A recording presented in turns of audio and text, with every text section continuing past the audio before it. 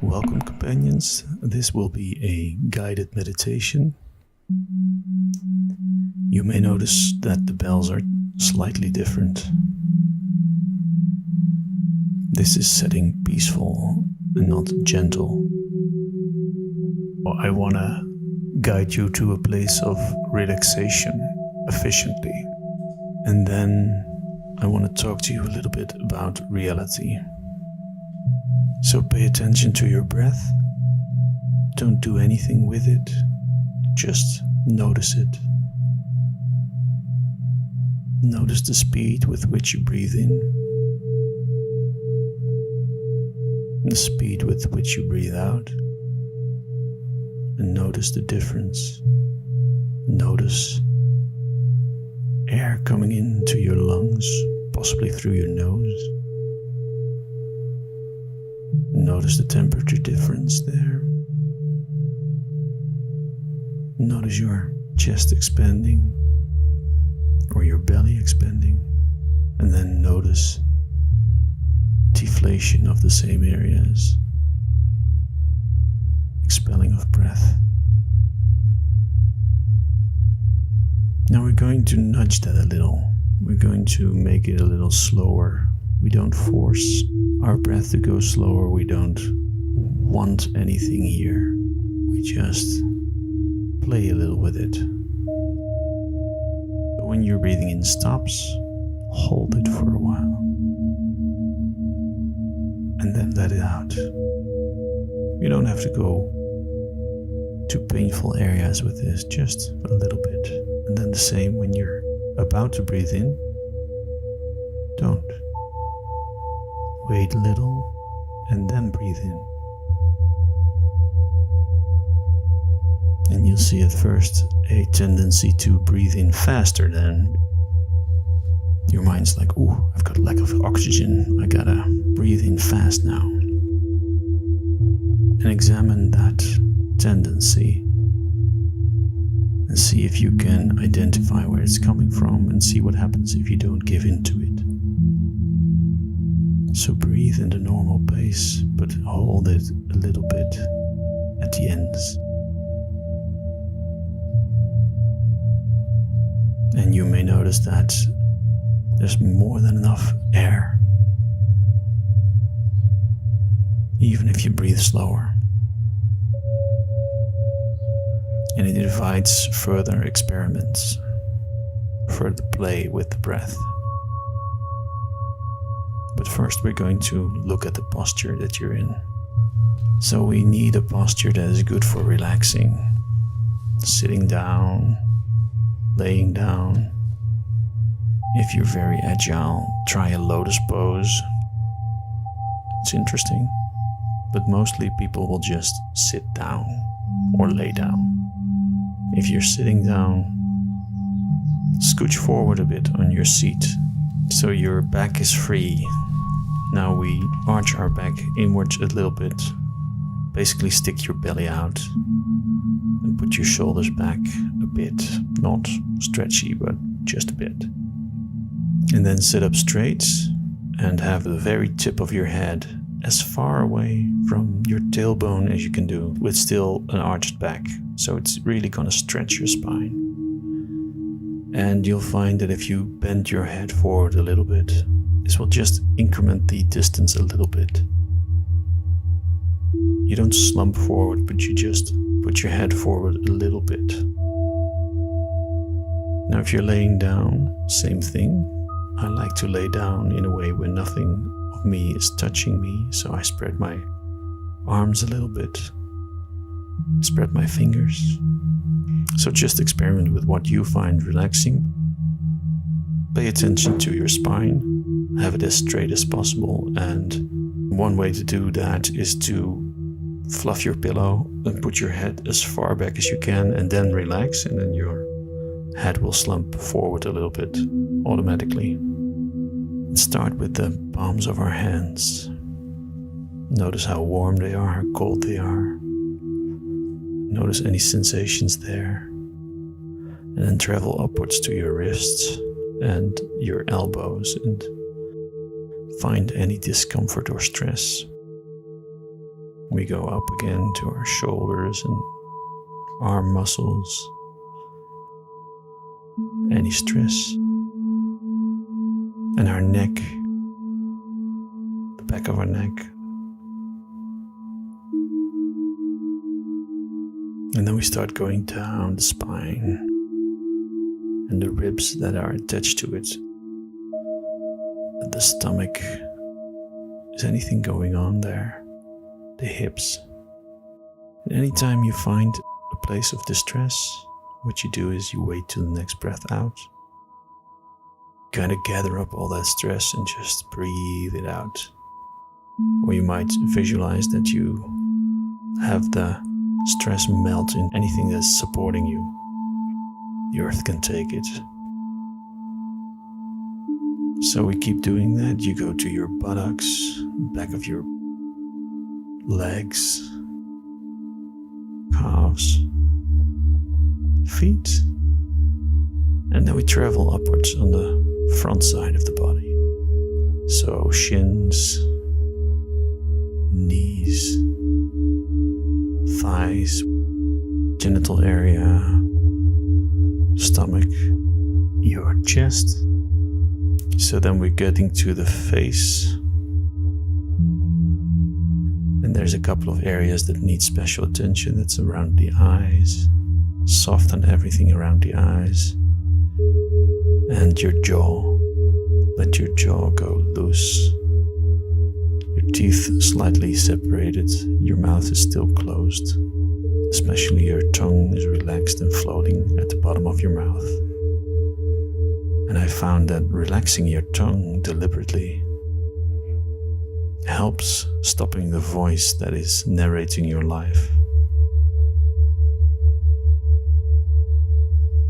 Now that we are in a relaxed state, we go back to our breathing. We've made sure our body is comfortable. Now try to exclude everything from attention but your breath. So you may notice things. Thoughts may pop up, memories may pop up, feelings may pop up, sounds may come in from outside. Oh, that's perfect timing. And you just welcome them. You just say, okay, thank you for being here. You make my life richer, my experience more full. I see you, and that's all the attention they're going to get. They're acknowledged for being there. But you really don't look at what they're saying, what they're bringing. You look at their shape. You look at the urgency with which the thought comes in or the sensation comes in, not what the sensation is or what conclusions you can draw from that. You don't engage with it. Okay.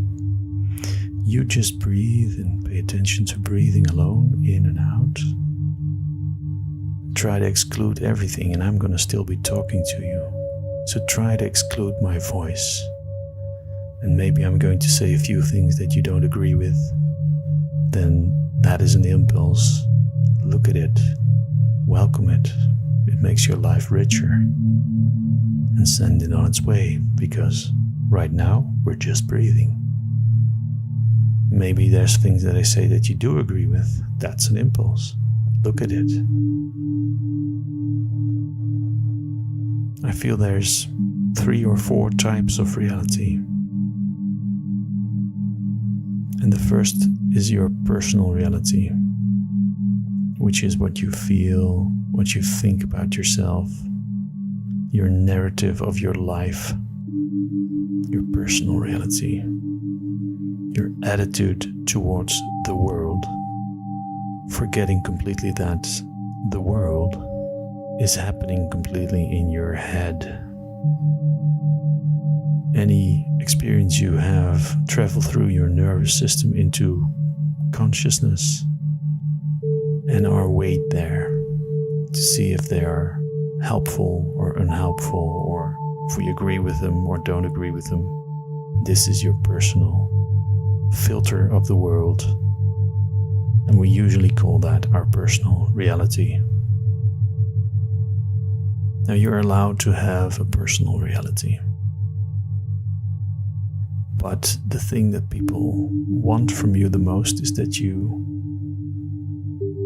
agree with consensus reality, which is your culture. And this goes to very, very basic concepts like 1 + 1 is 2, and the fact that math has any value whatsoever. This goes to language, the language that you use that was borrowed from a culture. And it really shapes the reality that you see. For instance, in Finnish you say, the clock is 1. In English you say, it's 1 o'clock. So you mention what you're trying to say is pertaining to a measuring device, and you can attach whatever importance you want to that. In Dutch, I think in French and in German you say, it is 1 hour. So that would be 1 o'clock. But literally translated, they say, it is 1 hour. Which doesn't mention the clock. And this might seem like a subtle difference, but this is a very different thing. First, the clock gives it authority. It's a trustworthy measuring device in consensus reality.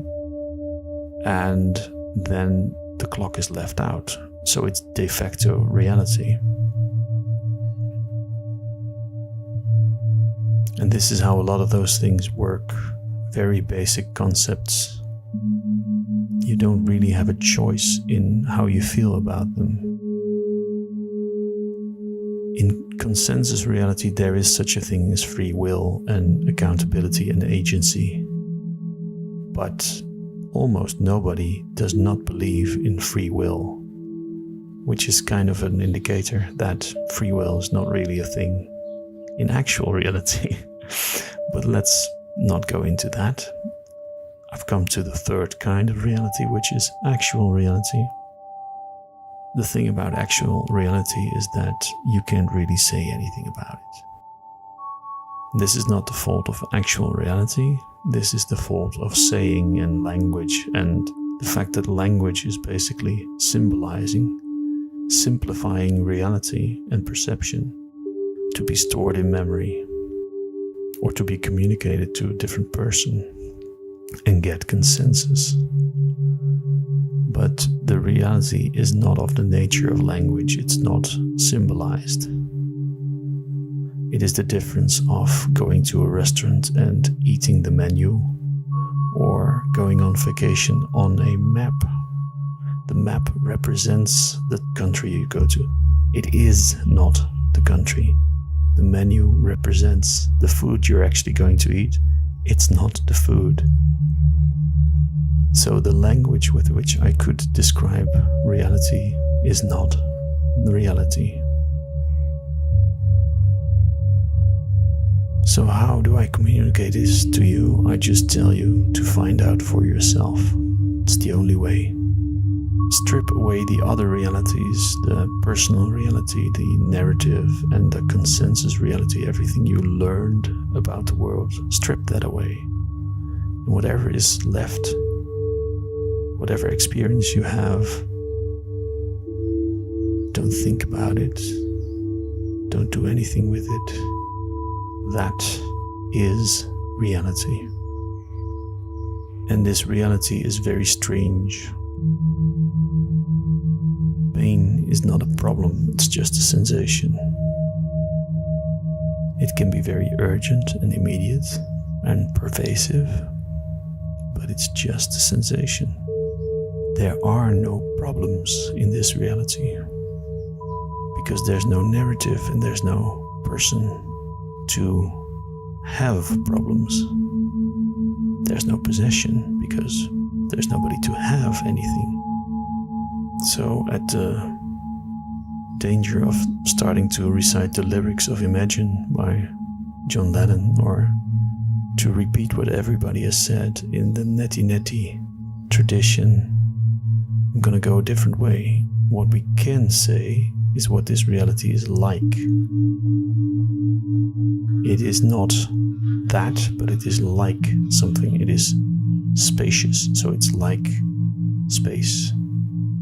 in the sense that it's always there and it can be filled up with thoughts and objects and time and everything. But if there weren't this space to put things in, there wouldn't be anything. It is absolutely basic to any other type of reality. Well, I'm going to leave it at that for this moment and enjoy the last few minutes before we get the plump plump sound, which indicates this was 20 minutes. So try to enjoy direct reality in the rest of this time.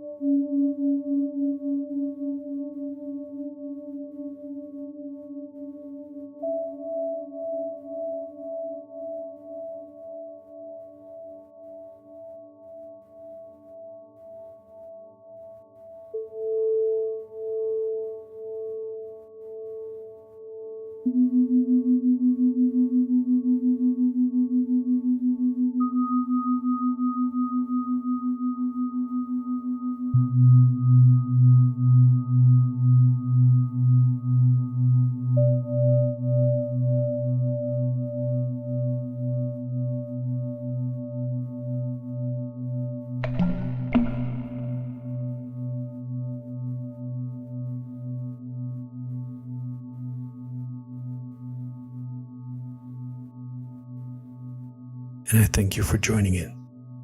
It's time to go about your business again, to have as pleasant a rest of the day as you can have.